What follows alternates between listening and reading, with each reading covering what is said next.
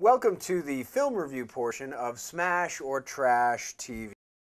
Rob and I are going to be taking a look at a locally produced independent feature film, and in this case it is the Wayne Shipley picture Come Hell or High Water. We took some time this week to review the picture, and we both enjoyed it very much, I think. Yes. And we wanted to bring you some of our compliments and criticisms of the show, and you see it playing behind us here. And Rob, since you're most familiar with the show, why don't you give the studio audience a little bit of background on this picture? Okay, well, Come Hell or High Water is actually the condensed version of a bigger film called One-Eyed Horse.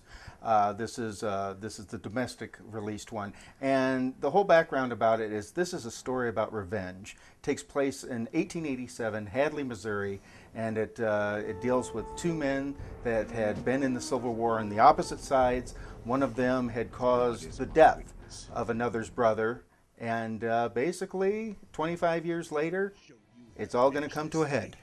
Yeah, if you're looking for a real action-oriented Western, this maybe isn't the picture for you, but if you like solid performances in period with great production design and just wonderfully lit and shot feature film shot in Maryland, then you'll be very satisfied with this particular show. Now, what were some of the things you liked about it, Rob? Well, number one, I was surprised that they shot a Western type thing here on the East Coast. It was like, how were they going to pull that off? That was, for me, one of the first things I wanted to see is, are they going to be able to pull this off? This is a low-budget independent movie, and they did it spectacularly. I mean, just right here, just the lighting, the mood, the costumes, and you know, overall, a lot of the actors were just incredible. So. Exactly. One of the notable actors in the show was Mark Redfield, who plays the lead, Gatewood, and really is at the top of his game in this particular show. A man who has survived the Civil War, has seen the death of his brother wrongfully at the hands of his nemesis, and has been incarcerated for a number of years, doing hard time in prison, where he was able to, oddly enough, establish himself as a man of respect amongst the not only the prisoners but the guards themselves. And Mark Redfield really turns in a fantastic performance as a haunted and vengeful man in this picture. And there were a couple of other actors in the show that really were outstanding. Jennifer Rouse plays his daughter and does a great job as a single young woman in the late 1800s. Who's holding together a business and you know, is trying to move her life ahead, and then you know, the return of her father. So we've got Richard Cutting in the picture, who is really active in the area and has done a number of very good pieces of work. Just really does a good job in a Western genre role. Oh, he looks the part. Yeah, he acts absolutely. The part. And that's the thing about this picture is the whole picture looks like a Western. Everything from the production design, the locations, the settings, the horses, the saddles, the guns, the six guns, the rifles, you know, everything is period. Everything is, there's not one piece of production design that's out of place. It's a really beautiful looking show. Now, Leanna Chamish, who we interviewed earlier, is in the picture. George Stover's in it. Lee Dahl makes it, and Mike Hagan plays Curry, the other, the protagonist, and he as well has a daughter in this, played by Kelly Polchak, and so it's kind of the revenge is set in this story, and you've got the two guys with the two daughters, and it is not going to end pretty.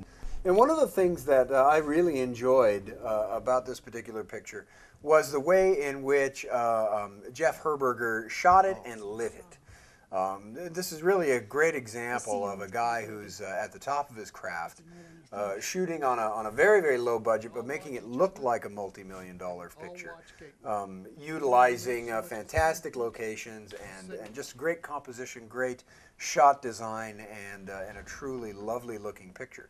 There is action in the show. We have Jonathan Ruckman, who plays one of the other Logan brothers, who is in a boxing match. So we've got a little bit of pugilist action in it, and he turns in a good performance as well as the duplicitous and rather mean Logan brother. And I just thought it was a very good example of what can be done on a limited budget.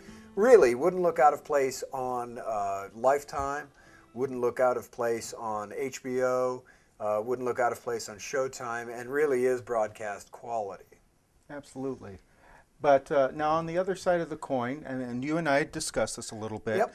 and I mean, I love this movie because I'm not one for westerns, folks. I really am not. I wasn't brought up on John Wayne films or whatever, but I really got into this, and maybe that's because it's a drama set in the West. But at the same time, that could be a problem for the audience. Yeah, this is really a picture that is set during that period of time, but is really a character exploration and a drama.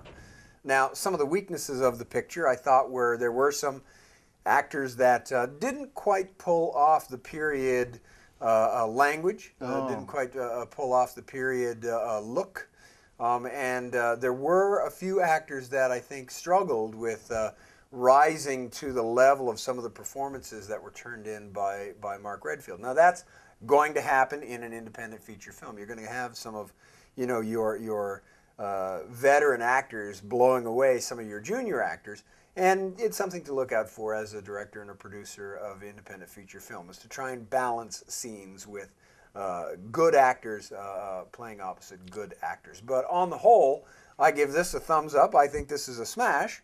I give it a thumbs up as well. Yeah? I think it's a smash. It's not a trash, folks, and you should seek it out.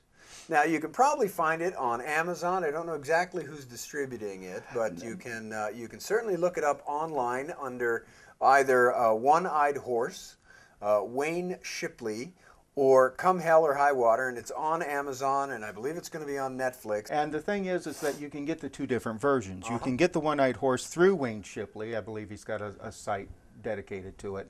And Come Hell or High Water, that's more the consumer one. I recommend it as a check it out. If you are a fan of locally produced independent feature films, because it's really a fine example of what can be done on a limited budget with great creativity, great dedication to quality, excellent technical execution, and just a good, solid story that's somewhat outside the norm for that genre. Thanks. You've been watching Smash or Trash TV, and we will catch you next time. I'm Frank Lama. And I'm Robert Long. See you at the movies. Bye.